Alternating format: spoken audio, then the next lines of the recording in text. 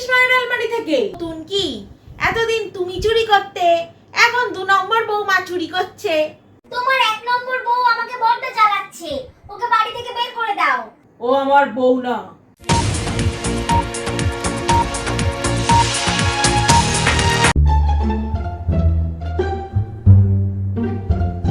গয়নাগুলো মায়ের ঘরে রাখতে এলাম। মা ঘুমোচ্ছে, থাক আমি আলমারিতে রেখে দিই।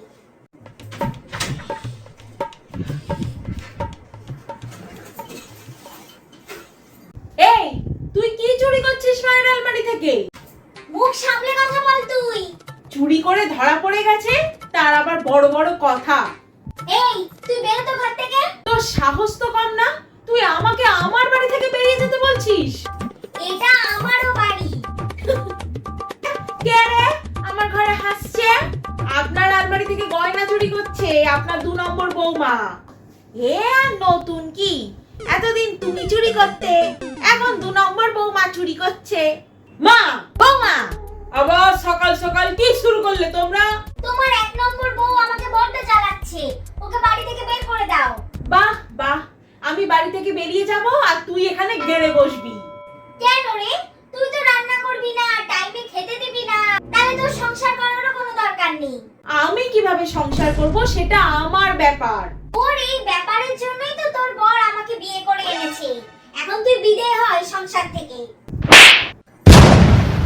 বউ, তুমি কিন্তু এবার সহ্যের সীমা পেরিয়ে যাচ্ছ। একদম তুমি বেশি কথা বলবে না। আমি যদি রান্নাই করে না দিই, তাহলে কি তুমি বিয়ের পর থেকে এত বছর না খেয়েছিলে? তোমাকে যদি অফিসে যাওয়ার আগে টাইমলি খেতেই না দিই, তাহলে কি তুমি এতদিন ধরে অফিসে না খেয়ে গেছো? শোনো বউ, কিচ্ছু শোনার নেই আমার। তুমি বিয়ে করেছো, ভালো করেছো, আমি চলে যাচ্ছি।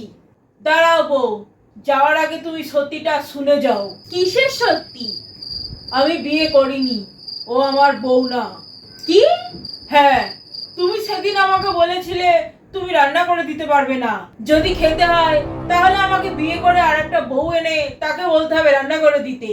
সেই জন্য তোমাকে শুধরাতে চেয়েছিলাম, তাই আমি ওকে আমাদের বাড়িতে নিয়ে আসি। ও আমার অফিসে চাকরি করে, নতুন জয়েন করেছে, আমার বোনের মতো। মানে? হ্যাঁ দিদি, স্যার আমাকে এই বাড়িতে এনেছে তোমাকে ঠিক পথে আনার জন্য। আমি আমার ভুলটা বুঝতে পেরেছি। বউ হিসেবে তোমার সেবা করাটাই আমার পরম ধর্ম। আমার সেটা সময় মতো করা উচিত। হ্যাঁ দিদি, সব সময় মাথা গরম না করে মাথা ঠান্ডা রেখে চলতে হবে। একটা কথা কিন্তু মনে রাখবে, সংসার সুখী হয় রমণীর গুণী।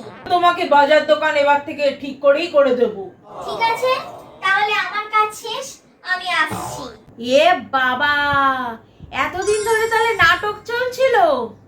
দূর, কি সুন্দর দুটোকে অর্ডার করছিলাম, দুটো মুখের সামনে খাবার এনে দিচ্ছিল। ওহ, দূর, ঘুমিয়ে পড়ি।